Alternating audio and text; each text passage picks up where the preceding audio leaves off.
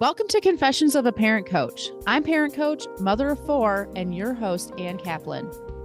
This is the podcast where you will learn that even for parenting experts like me, there is no such thing as a perfect parent, and that fabulous behavior and amazing relationships are right on the other side of that realization. If you're working your butt off to do right by your kid, honor yourself, and go beyond the BS around you, you are my person, and this podcast is for you. Full disclosure, I'm a sometimes potty talker, and we deal with the challenge of raising kids here. This podcast is for grown-ups, so stick your earbuds in and let's do this. Well, hey there, listener. Welcome back to another episode of Confessions of a Parent Coach. I've got some really juicy confessions to make this week, and I'm excited to share them with you. I hope you've been enjoying all of the episodes so far and getting into it. We're starting getting into our rhythm, getting into our groove. I'm just sitting here today in my little bedroom / office in my PJs, planning out a few episodes for all y'all. And what I want to talk about today is your mother-in-law. Not actually your mother-in-law, but all of those people. I always use the term mother-in-law to kind of like encompass the way we feel about kind of like outsiders that are trying to like have influence in our family. Now, I obviously know that not every mother-in-law is like that. And as a mother myself, and I assume that at least one of my 4 kids at some point will get married, I have major aspirations to not fit the stereotype of a mother-in-law. But I also know that y'all know exactly what I'm talking about when I say your mother-in-law.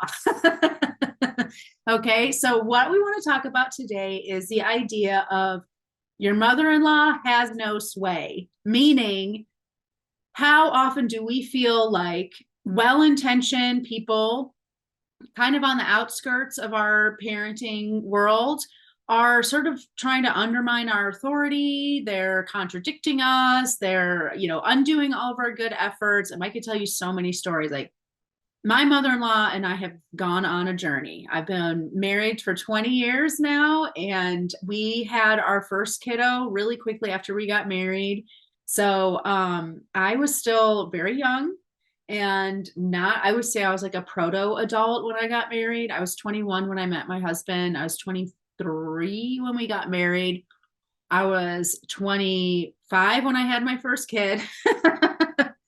So I was definitely still in adolescence. We don't think about that very much now, but it's actually true that the kind of the number of like when adolescence ends is getting like higher and higher and higher. So nowadays, child development people and all these experts in child psychology and stuff are saying that adolescence and puberty doesn't fully end until like your mid-20s.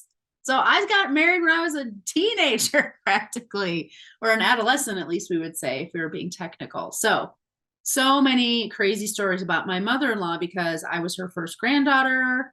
My husband was her little prince, and I was a baby who was still throwing temper tantrums when things didn't go my way. And my favorite story early on in our relationship, we had our second kid, and she came out to help take care of the baby and take care of our older son while I was recuperating from the birth.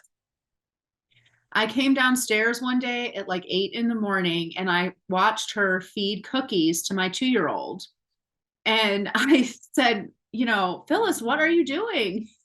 We don't feed cookies to him like during the day. And also they were like these adult, like whatever cookies that I wouldn't feed to a kid anyway. And this was her answer to me. She goes, well, I didn't think you were going to come downstairs. My head exploded. Like now I can laugh about it, but in the moment all I wanted to do was just like scream at her, like, what do you mean you didn't think I was going to come downstairs? So you totally know that what you're doing is not cool. You totally know that it's undermining my parenting, that it's disrespecting like all of the things that I've asked you to do and all the things that we're trying to do with our kid. Like that's not the part that bothers you. The part that bothers you is the fact that I came downstairs and you got caught. Like, who are you? How am I meant to spend the rest of my life related to you? I can't do that. And I used to get so angry with my mother-in-law, and I would have fights with her. I would have fights with Mike about her. if you talk to any of my girlfriends, they will attest to the fact that I would waste so much of my time and their time venting about her and complaining about her and ranting about her. Like, in my mind, she was crazy at best and like downright evil at worst, because I felt like she was truly like, I was constantly trying to build this beautiful sandcastle and she was just constantly coming around and stomping on it all the time with my kids. But the whole point of this episode is to talk to you about my confession. So my confession, we start all of these episodes out with a confession. Hey, you know what? I'm making strides. My confession is coming 5 minutes into the episode. My confession is that I almost flew home from Mexico. This is like 10 years later, 10 years after her craziness with my oldest kiddo with the cookies. I almost flew home from Mexico, I kid you not, to bitch slap her probably when my third kid was, I'm going to say 7 years old. So way, way, way longer in my marriage, in my relationship with my mother, than I should have still been able to be so stirred up. This is what happened. I really did this. I'm not exaggerating. Like, I was literally sitting and talking to Mike and I was like, vacation's over. We need to go home. Like, we left our children with a monster because my husband and I were on a trip and our kids were home with my mother-in-law, who had graciously offered to watch them for us and was doing us a favor. However, she got on the phone with my husband to tell him that Gigi, our third kiddo, our daughter, was just really having a hard time cleaning up after herself, which is true. Gigi sometimes does get a little absent-minded and she doesn't really pick up after herself. And sometimes we joke that we can like walk through the house and tell exactly where Gigi's been and what she's been doing by just following the trail of debris. So my mother-in-law is not wrong that Gigi was struggling with picking up after herself, but she told Gigi that the solution she wanted Gigi to use was to put a rubber band around her wrist, and every time that my mother-in-law or noticed that she had left something out, or she noticed she had left something out, that she should pull on the rubber band and snap it to hurt herself, like to snap her wrist, and that pain would teach her to start cleaning up after herself. And I'm sitting, my mother-in-law's on speakerphone. She's explaining all this to Mike, and I am like strangling lizards in this beautiful Mexican resort while I'm listening to her. And I finally was just like, no, you cannot do that, blah, blah, blah. I got so upset. Luckily, I used my tools, calmed myself down, came back down to my baseline, decided not to fly home from Mexico. But what that experience taught me was this. Let me tell you what happened after I lost my mind and then regained my mind.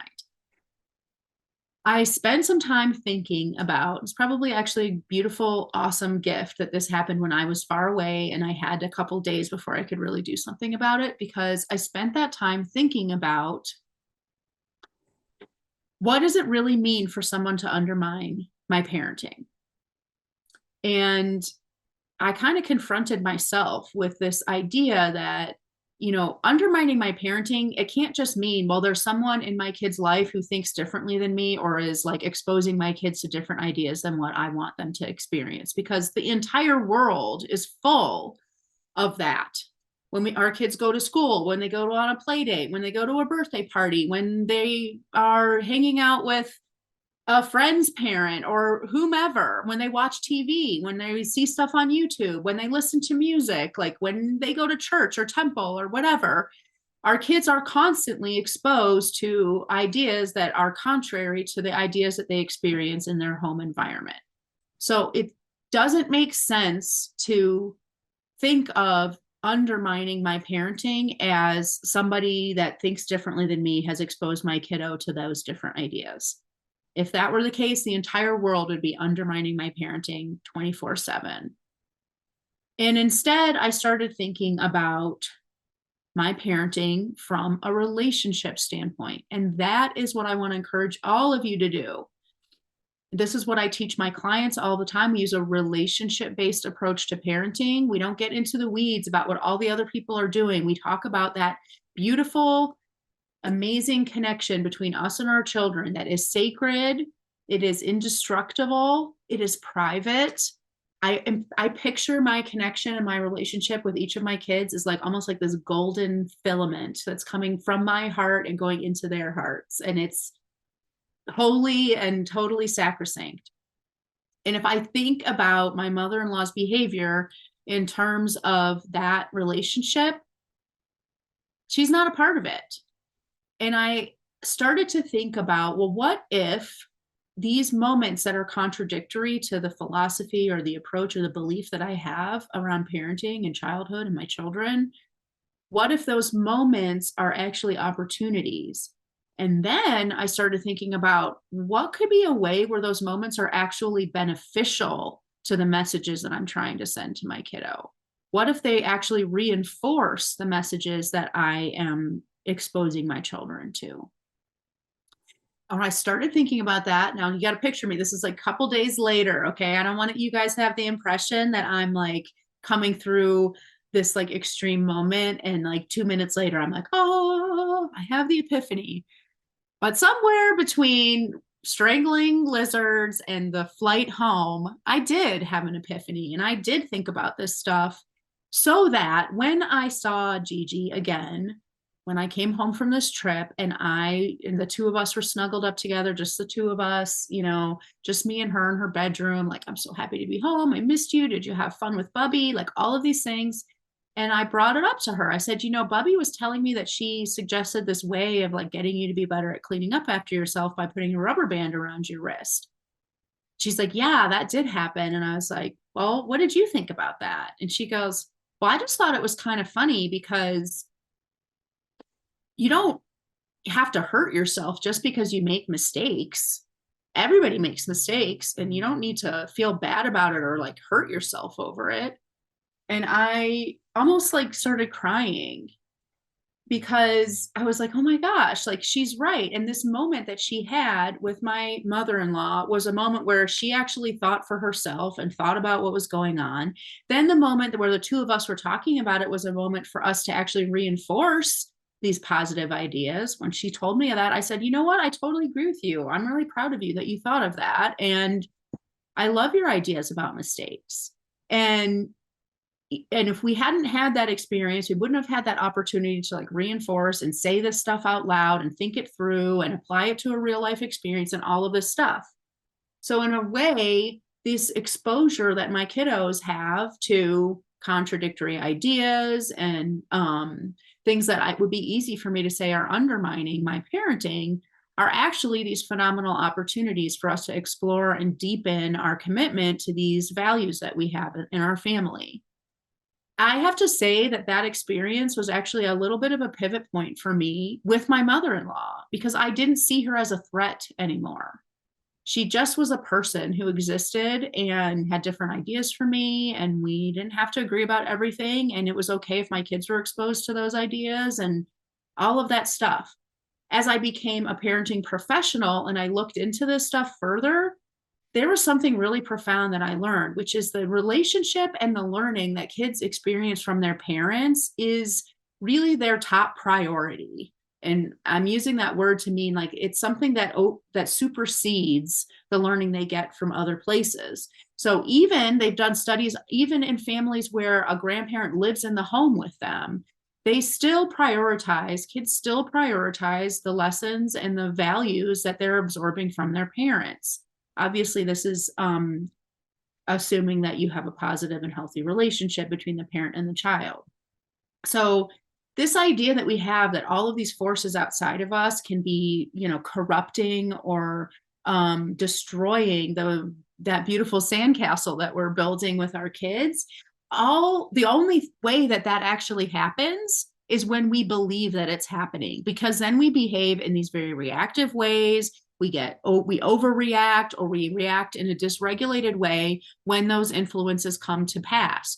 Whereas if we're staying regulated because we have confidence and trust in that beautiful filament between us and our children, those influences can happen and we are calm and regulated, both feet firmly planted on the ground, and navigating that moment with our child in our relationship with them. In that way, those outside influences don't have that corrupting power. The corrupting power they have is by corrupting our thoughts, by disrupting our nervous system. So think about that in terms of that external influence and that feeling that we have of threats. Because I'm going to tell you another story that happened maybe just like a year or two ago. So now Gigi's 13. Oh yeah, it was probably a year ago. Gigi got a bathing suit at the mall. And when I saw her wear it, I wanted to gouge both my eyeballs out with a spoon, but I did not. I, recognized that I was feeling that way, but I, did my work to re-regulate so that I could actually have a connected and grounded conversation with her. And my mother-in-law happened to be visiting at the time. So I'm sitting here having this conversation with Gigi, which is like, I can tell that you're curious about wearing this bathing suit. I could watch her in the mirror. She knew she looked pretty and beautiful and all of that stuff. She liked how she looked in it, but you could also tell that she felt a little bit not confident about wearing it out. And I brought that up and I said, look at how much of your body is showing in the mirror, because I can tell that that's something that's, weighing on you. And she looked at it and all this stuff. And she said, talking it through with me. And and I had to accept like this. If I'm really going to walk my talk, you're the boss of your body, which my kids have heard since like the day they were born. Whoo, now I've got to actually walk that talk while my kid possibly decides to wear this bathing suit out. I felt I was doing such an amazing job. Then my mother-in-law chimes in and says, what your mom is really trying to say is that when you show that much of your body, boys are going to think this and blah. She totally went down like the 1960s victim blamey talk pattern with her. And I did not like that. I like that even less than watching my kiddo wear this bathing suit. But I didn't have to say anything because Gigi turned around and said, Bubby, it's not my job to make sure I'm not interesting to look at so that boys can control themselves. It's their job. And, she started spouting all this like amazing feminist stuff where I just wanted to be like, preach, sister. It was awesome. And so, you can see this progression of really using these moments to discuss these things with our kids and watching them grow into this so that they wind up having this incredible compass that they are able to bring to bear in these situations without so much poking and prodding on our part at all. It's within them.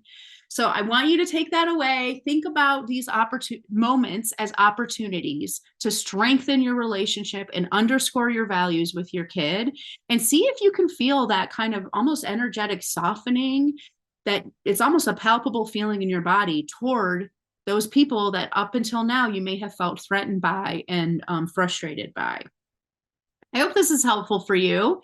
If you are interested in learning more about how to apply this stuff, how this looks in my group program, how this looks when I'm actually coaching clients to shift their mindset about these things, I really encourage you to check out all the information in the show notes and set it up, and let's see if we're meant to be for each other, working together. And as always, I'm going to close today's episode with a question from the audience. And I purposely picked this question because it aligns so well with the topic we're talking about today. And that question is, what if my ex is undermining me? So I get this question all of the time. Now, here we are. We've just spent the last 15 minutes talking about this idea that people outside of our relationship with our kids can't really undermine our relationship unless we let them, right? What if the person who's undermining you, or the person you believe is undermining you, is your co-parent, the other parent in this kiddo's life? Hoo-wee, that's a big one. And it's so universal. I want to first normalize this question, because this isn't just about if you're a single parent and you have an ex who's a co-parent or whatever. I get this question from my married couples all the time. I get this question from people who are still in a loving, committed relationship with a partner who is just parenting differently than they are, and it feels like they're being undermined. This is such a universal question that it is something we talk about in module 1 of the coursework that my clients go through. This idea that we need to be on the same page as our co-parent, and that our co-parent could actually destroy or weaken or undermine our relationship or our ability to parent our kids.